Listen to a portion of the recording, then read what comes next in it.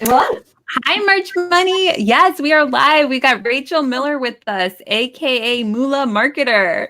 So thank you so much for being here. Thanks, Helen and Christina. It's great to be on with you guys. So many people are excited about you coming on. They saw you in Seattle at the Merch Conference, and some of the people found out about Merch from you from taking one of your courses. So we've got a lot of people excited for the show today. So thank you so much. I know. I should have been wearing some of my t-shirts. I did print on demand for several years, actually. When it first came out, I was one of the first adopters of print on demand, and I grew a cat audience. I had some mom shirts with motivational sayings, and they were fun. It was really fun it's a great way to begin selling a product when you have like no clue what to do, because you don't have any investment. You don't have to keep an inventory. Yes. You have to have some type of design sense and throw something together and see if it sells. Yep, absolutely. So a lot of us have built up on Merch by Amazon, where we don't really necessarily need to have our own audience, because people just find the shirts from Merch, like from Amazon's audience. So yeah, people have noticed that it's harder and harder to gain that box. Exactly. So that's why it's perfect timing that you come on today, because a lot of people, including us, are trying to build our own audiences so we don't have to rely so much on organic traffic. Because organic traffic, when you have a little bit of organic traffic and you send it to a new listing on Amazon, Amazon looks at that and says, this is hot. And then Amazon starts pushing it up the rankings, and then you don't actually need the traffic. So it's like the traffic kind of like starts that snowball that then gets you that buy box and gets you that listing onto Amazon, and then you can ride that wave until that shirt's no longer a trending thing.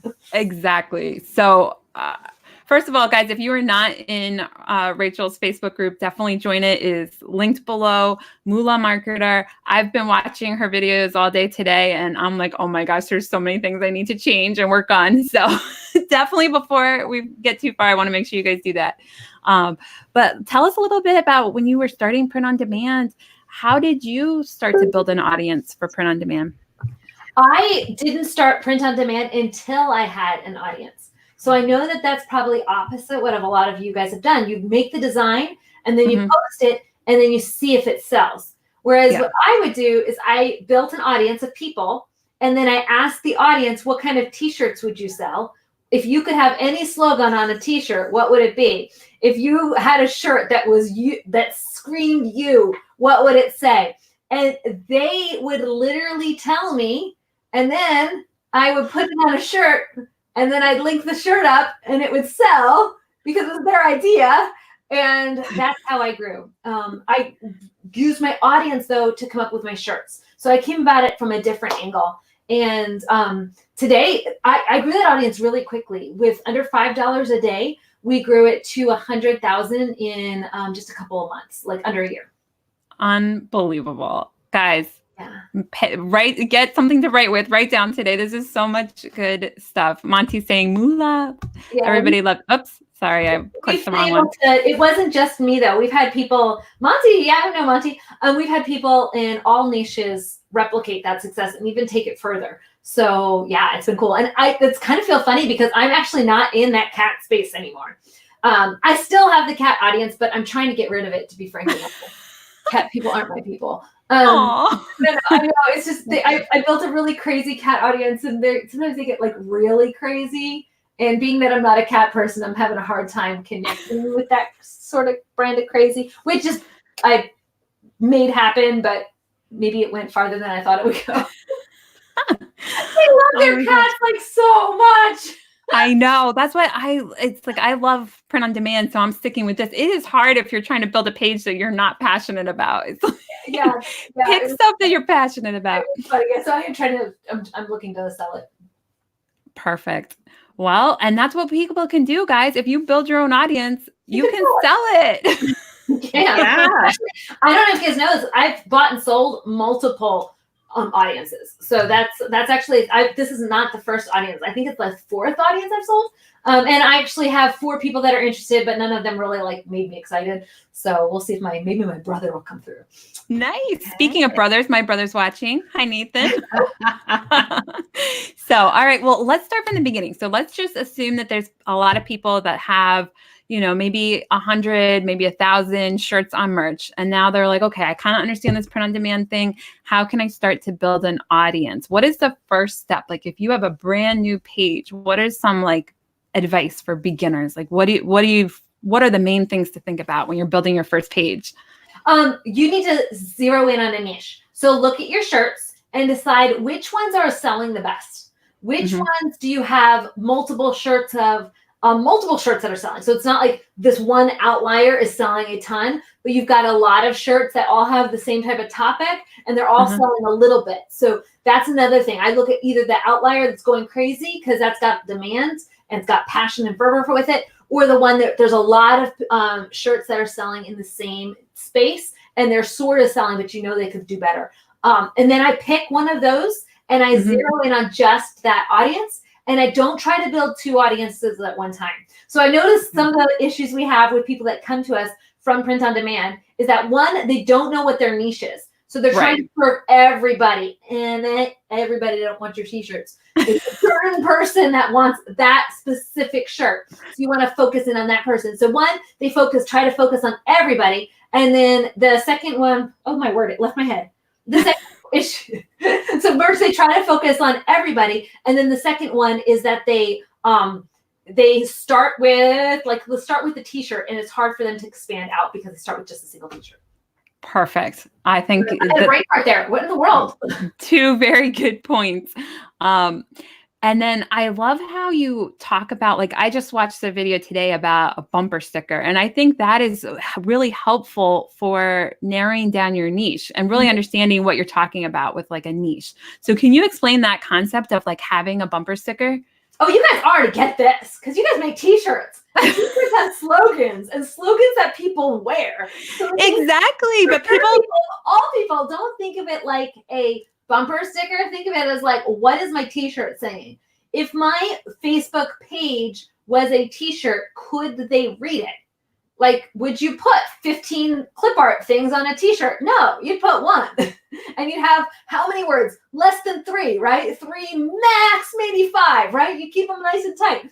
It's the same thing, the same concept of how you decorate and organize and put content onto a Facebook page. It's the same as you do a t-shirt. You keep it tight, you keep it to the point, you keep it with a message that your audience would say about themselves. You wouldn't say 20% off all out of cotton on it because no one's going to wear that.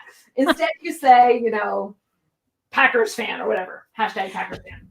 I really liked that concept because we understand it for a shirt, but I think understanding it for the page, listen, you want to be able to explain your page in a slogan, in a couple words. Because you're trying to attract that person, and then that person, when they like your page, their friends and family see it. So they want that page to speak for them. It's not your page, it's their page when they like it. Whenever they share that content, they're saying something about who they are, just like they are when they wear your shirt. It's the same thing. If you think of your content as the t-shirt for the online space. I love it. And I was telling Christina, Christina, I think we need to change pretty much everything with our page and our group. So one of the things that we do that is not correct is we have our profile for the Facebook page is our logo. So tell us about that. What should your profile picture be for your page? Well, most people don't connect to logos and think, oh, I want to be like that, or that speaks for me. I mean, occasionally a logo is the right thing. A cross means faith. And if you're faith-based, that may be a really easy way to say faith without a whole lot of words.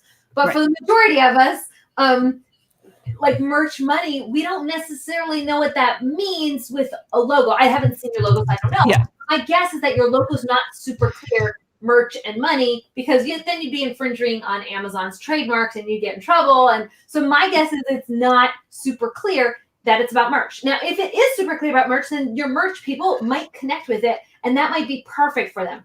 But if it's not clear, they can't in a blink understand exactly what your page is for, the next best thing is a person's face. So a logo is more sterile, and if you can't be the topic that person understands, then the next best thing is a face.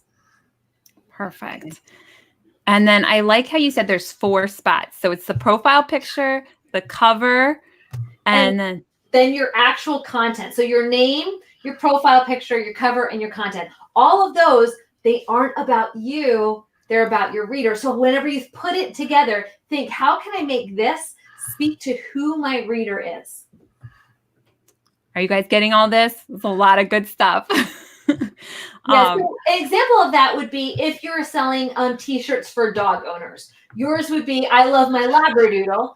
Even if you have a Chihuahua, but the shirt is I'm a love a Labradoodle, your page might be all about I love Labradoodles. And so your content, though, is going to say, my Labradoodle's my baby. And look at them having their temper tantrum. That's like the content that you're going to put onto your feed. And so you're going to have to say those things about a Labrador that your readers would say, just like they would wear those statements on a shirt. And the cool thing is, as you grow that audience and you collect them, you're going to find out what slogans they really, really love. And those are going to be your new shirts. And then when they want to go buy that shirt, even if, say, you only get 2 or 3 people buy it, but you get 2 or 3 people buy it at one time, Amazon's suddenly like, whoa, this is the dog shirt that gets the top of the rankings. And if nobody else has a big spurt like you did, you get to keep that slot for a really long time. So, because kind of once you have that traffic, Amazon kind of keeps giving you traffic, which then means you get more traffic. So as long as that shirt converts, you're set. So you don't actually need a large page inside of the system that we teach in order for you to be successful. Tell us more about that, because I love that. I know you had something like 100 perfect people. Tell us about that concept. Yeah, 100 perfect people is a challenge that we do, and you will in Amazon. You're going to need more than 100. So 100 is good if you're like a coach, because a coach doesn't need, like, you guys need to get 3 sales. Most likely, you're going to need at least 3,000 people on your Facebook page. So I want you guys, if you're following my system, to grow it to about 5,000 minimum. So don't think of this as I'm just going to grow 100 people and then I'm going to be set. My guess is you're probably going to have to grow at least to about 5,000 before you start seeing effects inside the Amazon ranking system. But it's totally doable. It's totally doable to do it fast, because think about all the people who own Labradors in the United States. My guess is 5,000 of them is like a very small percentage. So majority of you and your niches, there's a lot of people in those niches, and getting 5,000 should be easy in most niches. And with strategies that we have, So with 100 perfect people, you use your Facebook profile and you use Facebook groups to attract just your perfect 100 people. But that's not where you want to stay. You can't just use your friend list to sell t-shirts. That's not going to work. You're not going to get to 5,000 people if you keep with just your friends. You're going to want to expand, and that's where a page comes in. So on Facebook, there's like 5 parts of an ecosystem, and that's like 5 parts where Facebook has their fingers in all the pots. And the first one is your profile, and that's how you're watching right now. You're watching most likely with your profile. You're watching this on Facebook. And then the second thing that people see and interact with is is groups. They're inside of groups, chatting with other people. Third thing is Messenger. Almost everyone is in Facebook groups. Almost everyone has Messenger, but not everyone has the fourth one, which is a Facebook page. That's where you get to promote your content, your t-shirts, to get out there to more people. And then the fifth one is the pixel. So if you have your shirt, say on Shopify or on a site that allows you to put in your pixel, you can target people who've come to see your shirt but didn't buy that one. But that doesn't mean they didn't want a Labrador shirt. It just meant they didn't want that Labrador shirt. So you could have gotten them a different Labradoodle shirt and sold it to them because you know that they were engaged on that one t-shirt. So that's another little, those are the 5 parts of the ecosystem and how we use them to sell t-shirts for your audience. Amazing. You got all that, Christina? We're going to have to watch this again after and like. I am. Yeah. Right now I'm just everything. like, it's coming in, but I'm like sitting here, I'm like making note of time and going, okay, I'm going to come back and watch this and make some notes. And yes, I've noticed that when I watched Rachel in Seattle, you've just got to like pay attention. There's no time to write. She just spits out all of the tips and everything so fast. You just got to pay attention. So. You have so much energy. It's just amazing. So guys, we only have till 8:40. So you guys put your questions in now if there's anything you want us to ask her. But okay, so that you got the whole ecosystem. Let's say you're starting to grow and you've got, let's say, 1,000 people on your Facebook page. That's where we are. For some reason, our group has grown so much faster than our Facebook page. What do you think? Like, what is the difference between groups and pages, and how do you use them differently? My guess is that you're talking more in your group than you are on your page. Oh. As you as admins, are you more present in your group than you are your page? Yes. Well, that would be why it grows. It's kind of like one of those things where the thing you pay attention to is the thing that grows. You can use a group to sell, but you're thinking as selling merch. Yeah. Of course. But you're not thinking like the merch person who's selling t-shirts. There's two different strategies that you'd use. It's very hard, typically, for a Labradoodle Facebook group to sell as many t-shirts as you would on a Facebook page, because you can run ads for very cheap with a meme in a Facebook page, and you can get it to go be seen by far more people than are in your Facebook group. So in a group, you're limited only to the people that are in it. Groups are amazing for course creators and for coaches, because you have that personal interaction that helps people trust you personally. They don't need to trust you personally to buy your t-shirt. I mean, having a relationship with your brand helps, but it's not a requirement for you to sell a t-shirt and sell it well. Yeah, true. I'm so glad Teresa's watching. She had asked us about like the difference between Facebook page and group, and we use the group more. So we need to get better at understanding pages. So anyway, in groups, the content is very similar. So just like you ask questions in your group, you're going to want to ask questions in your page. Just like you post memes and you post something that's silly in your group, you're going to want to do that from your page. And do you guys mind if I plug I made an app and it released last week, but it's a $4 app. And we literally tell you exactly what you can post on your Facebook page and your group. So it's called Post Deck, and you can literally go in here and refresh. Oops, come on. And you can someone gave you $10,000. What would you do first for your merch business? And you can just type in here for your merch business. Wow. What's that? Oh my God. We're getting that. Yeah. Let me put this as a banner. And then you can just go and copy it. Rachel, what's it called? Post Deck. And it's copied. And now you can just go straight into your Facebook group or wherever, and you can post it. And in seconds. I'm doing this without looking, guys, so it's a little awkward. Sorry. Okay. Sorry. Oh my gosh. All right, we gotta all download that. Post. So yeah, it's Post Deck. It's an app, but that way, if you're wondering, what do I post in my page? What do I post in my group?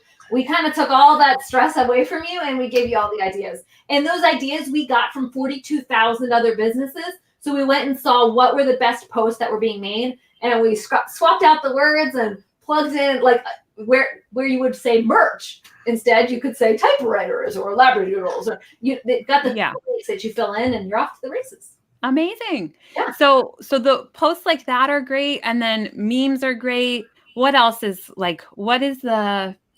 what do you recommend? First of all, how many times a day do you post, or how many times a week? What kind of content? Yeah, it really truly varies depending on your page size. So the advice that I'd give to somebody who sells science tubes and only has 1,000 people on their page is very different advice than I'd give to a food blogger who sells food t-shirts to hundreds of millions of people, because everybody eats dinner. So the reality is you can't compare. There's no one size fits all, one type of post to post when. We do have the app and the content that we provide for people split up into 3 categories, which is photos, videos, and conversation starters. But you just have to, which ones you need to post really truly depends on the size of your page and your audience. I like that, breaking it down. Photos, what did you say? Photos, videos? And conversation starters. Conversation starters. So conversation starters, engagement, all of that's really important. Tell us a bit about engagement. What is there a good engagement number? Christina and I were looking at our group and our page, and we're I don't even know what is good engagement. Do we have good engagement? It seems like it, but I don't know. Is there a rule of thumb? On a page, we like to see about 10% engagements, 10% reach minimum on your posts. So when you post, I want to see 10% of your people see it in reach. And then if possible, 10% even in engagement. So we often, now a lot of people say, well, Facebook's dead, but it's only dead if you make it, like if you believe it's dead. It's not dead if you like work it regularly. So we've seen people easily reach those numbers and more. So don't like think, oh, well, mine's only like 10, mine's only 10% now. Well, work on getting it to 5, and then work up to getting it 7, and then work up to getting it 10. And like I told you earlier, not all niches are the same. So a food blogger is going to be able to get their content to higher engagement rates faster than the science tube guy. But both the science tube guy and the food blogger sell t-shirts, and the demand for the t-shirts in Amazon is harder for the food blogger than it is for the science tube guy who says, I love my tubes. It's a completely different experience. So you would be able to, even with that little audience, as long as you're growing that engagement, you will be able to get Amazon sales, which will trigger you to get into that ranking. Awesome. You talked in one of your videos about there was a way to tell if people were not active in the group or they were unconfirmed or something like that. Yeah. So now your people though, if they're selling merch though, I don't know if they want to have Facebook groups as much as they want to have Facebook pages. Okay. So that's only for Facebook groups. Because your coaches selling teaching a merch program, you want to have a merch group. Because you're trying to connect with other merch sellers and talk about issues that they have. But your merch sellers, selling with a group is going to be a way to depress their reach, in the sense that t-shirt could go viral. A bacon and eggs, like I can totally see a t-shirt about bacon and eggs, green eggs and bacon going crazy on St. Patrick's Day coming up. I can so see that. Are you the Grinch? I'm not the Grinch. It's the Grinch for paint. There's so many like memes you could do with that. That has a viral potential that you could do with a page that you can't always do with a group. And we've seen people actually make viral videos that don't have a t-shirt on them, but have the same phrase that the t-shirt is. So, or they make a meme that has the same phrase that the t-shirt is, and then say, you could get it on a shirt too. And people can then purchase the shirt because they love the meme so much. They're like, dude, that's so me. And they click through to the shirt. So think outside the box when you think about that. Don't think only about groups, especially because you guys are merch sellers. I want you guys to also think about how you can use your page, because you have viral content in the sense that people wear your shirts because they're talking about who they are. So that type of content tends to do really well on Facebook. And that's one of the reasons why we tell everyone to begin selling print on demand first before any other monetization methods, because it is that easy for you to get started and see traction on your content and on your products. Amazing. Okay, so let's see. Teresa had a question. She says, can you duplicate your content over different social media platforms, or should your content be different each day to each separate social media platform? I prefer my content to be different. That said, once in a while I get lazy and I post the same thing twice because I just don't care. Don't be like that. Don't be the lazy girl. That said, sometimes we're all lazy, right? So yeah, I would suggest having different content in each place, because people have to have a reason to follow you on that platform. And you want to almost make sure you're directing people wisely. So I only build one platform at a time, because when you try to direct traffic to multiple places, it almost spreads your reach thinner and thinner and thinner. Whereas if you concentrate it in one place, you're able to get a bigger impact, because you're able to have like density of engagement. Perfect. Okay. Do you, so for Facebook pages, do you, well, I have too many questions at once. One, do you use anything to schedule content? Like, do you use Hootsuite or anything like that to schedule out posts? I use Facebook's own tool, because Facebook has Creator Studio, which is the bomb diggity. And I go into Creator Studio and it lets me post onto Facebook in schedule, but also onto Instagram. So it is currently the only place you can schedule Instagram within Instagram's API. So I love scheduling both Facebook out and Instagram out at one time, and I can batch upload videos. It's a breeze. So for me, I love to use Facebook's own tools because they're not throttled in the algorithm with the API. Nice. Good tip right there. I don't even know how to do that. Me either. Okay. Yeah. What is that? Facebook, just go to Google and type in Creator Studio for Facebook, and then click through, and it's going to tell you how to set it up, and you should be up and running within 2 or 3 minutes. Oh my gosh, so much. Okay, and then so that's a great tip. And then the other thing is, how important are like hashtags, things like that on for our Facebook page? For Facebook, you shouldn't be using hashtags because people don't use hashtags on Facebook. But on Instagram, with a lot of your t-shirts in a lot of niches, Instagram is also highly profitable. And on Instagram, you do want to use hashtags. We suggest using between 6 and 10. You can use more, but we found that concentrating your efforts with fewer hashtags gets better results in sales on Instagram. So play around with it and test. Great. We got another question from Dwayne. He says, can you provide an example of a Facebook page that is set up properly according to your standards? Also, is it possible to earn money from Facebook with its advertising system? Do I show you an example of a page set up correctly? No, because what happens is that everybody copies that page. So like that's not teaching you to be a free thinker. And the reality is you're probably not that niche. So it may not be relevant to you. I could show you a page of a realtor who's killing it on print on demand because he blew up his town and then decided to make t-shirts about how much his people love their town and made them go viral in his town. It is the funniest thing. So now he has t-shirts and tote bags and sun visors and glasses and doormats. And anyways, the guy went crazy with his merch as a realtor. I could show you his page, but it's not going to be relevant to you if your St. Patrick's Day page. Like how he's running his page in his business has nothing to do with yours. And the way that a food blogger is selling t-shirts is nothing the way that, I was when I was a cat person. That's why every audience has some nuances. So I'm not going to tell you because that's going to handicap you. So that's number one. And the second thing you asked was, will I make money on the Facebook advertising platform? Now, I'm wondering if you're asking, can my ads convert in a way that I can earn with Facebook? Or are you asking, can I actually make money on Facebook with ads? And the answer to both of those is yes, because Facebook has an advertiser system right now, which you can make ad revenue from Facebook. So Facebook pays you to have your videos up on Facebook. That said, you got to have a whole lot of views before you can even qualify for that. Like we're talking 30,000 in a month. So my guess is that you don't qualify for it. And is it possible? Yes, it's totally possible. We have students who are making $3,500 a month with it, but you got to be sizable before that turns on. And even then, it's not the most profitable way to earn money in the sense that person is a 7-figure blog. So the $3,500 a month is like, they have a lot of other ways that they're monetizing in addition. Okay.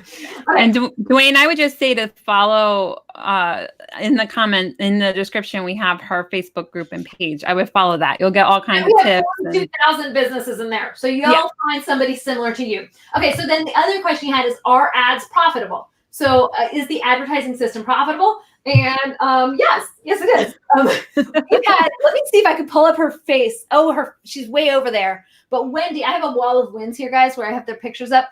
Aww. Wendy was able to, I'll grab her. It's like 2 seconds. Here she is. Wendy was able, with $5 in her very first ad, to get her shirt as the number 11 shirt being sold on all of Amazon. Nice.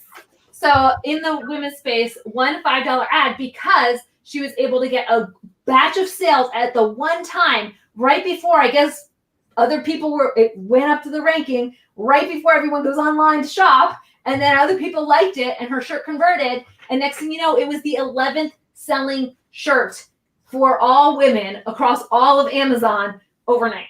So it's possible to do when you're able to get a snowball of a viral. She did it with $5 in ad spend. And then she went on vacation. I'm going on vacation now. Thanks for paying for my vacation. So yeah, one ad paid for her vacation. Amazing. Wow. Oh my gosh. It was pretty cool. Christina, you have anything? I had something and it just went right out. All right. We'll ask Patty's question while you think about it. Patty's saying, Rachel, can you tell us more about Moolah Marketer? Is it training or a group? How long have you been around? You are truly high energy. Love it. You don't even, this is me at the end of the day. You should see me right after my coffee. No, I have 6 kids, and I started working online about 12 years ago.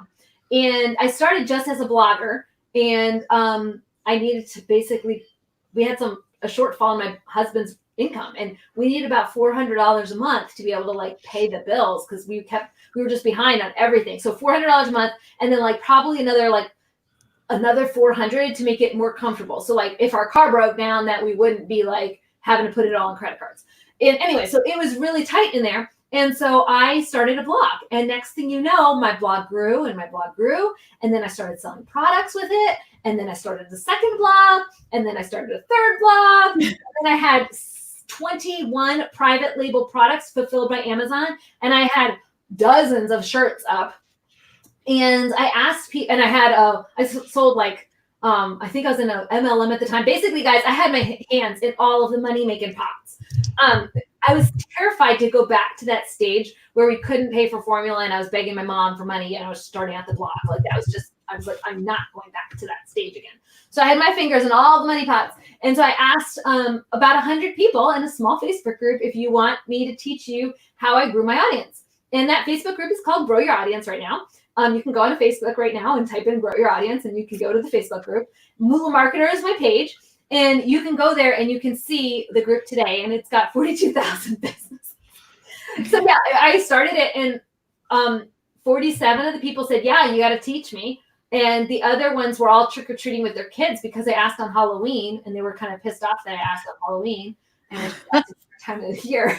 But I didn't think about it at the time. So yeah, next thing you know, Moolah was born, and those students went viral. And when I say went viral, they were able to build audiences super fast, into the millions, some of them. Some of them were reaching 10 million people with a single piece of content. We've had 51 students so far reach 10 million people with a single post with no ad spend. And so there's a formula that we've used, and it's kind of, now we have like 4,500 students, and it's got a life of its own. I've got coaches, and it's been a real blessing to see it expand. Speechless, right? Wow. Yeah. It's been a crazy year. Christina, did you think of your question? So what, do you have multiple courses or mainly one course? Like where would people learn all of these different techniques? My best tip for you would be to go to my free Facebook group, Grow Your Audience. That's where we hang out and we give you tidbits. We will be opening up our evergreen in probably 3, 4, 5 weeks. I don't know when my team will have it ready. And then you can get a link in to purchase at that time, but we don't have it open yet. So we open it for a live class experience once a year. So this is we're in the middle of our live class. And what that means is we hold your hand and we walk through the course with you. After the live class closes, we sell the course again, but it's more like not as much of a community. So you get to have the course, but it's like you buy the course, you get your college textbooks, you can go through your textbooks kind of on your own. There's like a little group that has peer support. And then when our live class opens again, you get access to that. But so we don't have that one ready yet, but it should be open soon. But that's the evergreen version. Okay. And would we find tips? So, I'm thinking about some of my shirt niches and things like that.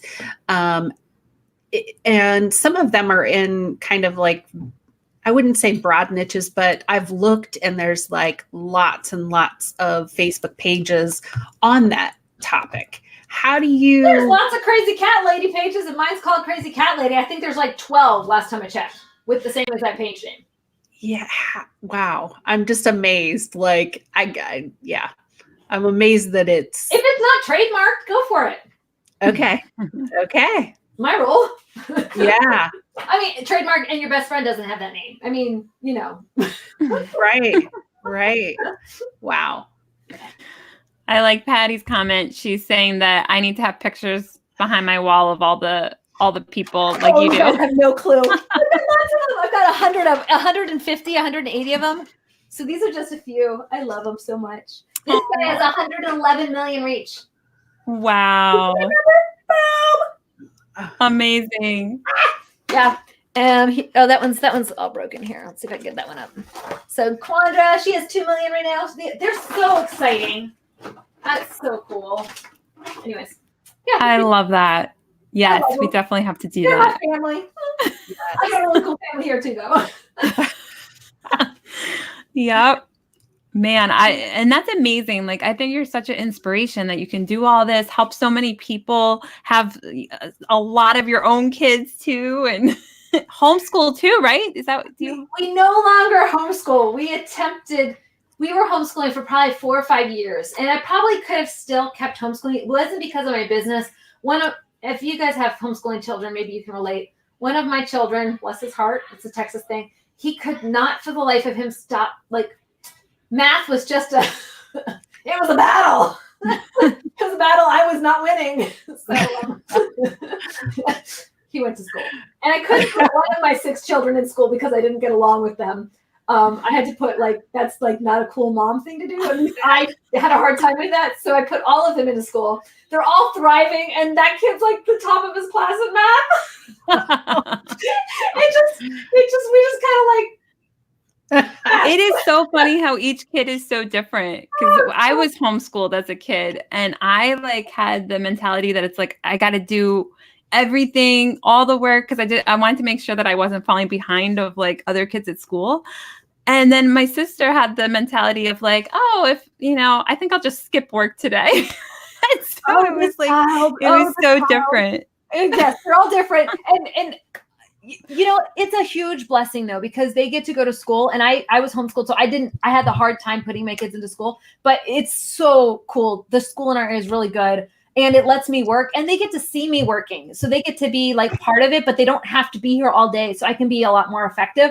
And I'm not having to fight with my child about math. I get to fight with him about other things, like wearing deodorant, because he's now a tween, and that's a thing they have to learn to do. Oh my God. Yeah, if you guys have had 12, 14-year-old boys, you understand. So, all right. Well, this has been so helpful, and I know we're running to the end of our time. So is there anything that we haven't asked you, or do you have any main tips that you would give us? I would love for your people to know that anybody can do this. It's not rocket science to build an audience and love on them. It's not something difficult. It's not something you have to be an expert in for you to build the audience and to sell your t-shirts. Anyone can do this. And if me, a mom of 6 with no design, I'm a decent designer now, but I wasn't when I started. I mean, oh my word, I look back at some of the old ones and they were pretty bad. And some of them sold anyways. If I can do it, you guys can do it. And when you have an audience and what kind of shirts they want, what slogans they call themselves, what they say, it's so much easier. So if you're struggling, start by digging deep into who your people are, and your people will literally sell your shirts for you. Make them and sell them. It's really beautiful. Thank you for having me on. You're welcome. And thank you so much for being here. I am just in awe of you. So yeah. I will learn as much as I can from your YouTube channel and your Facebook group and everything. Great. Thank you so much for having me. All right. Well, thank you so much. Thank you guys for all being here. We'll see you Bye. next week. Thank you.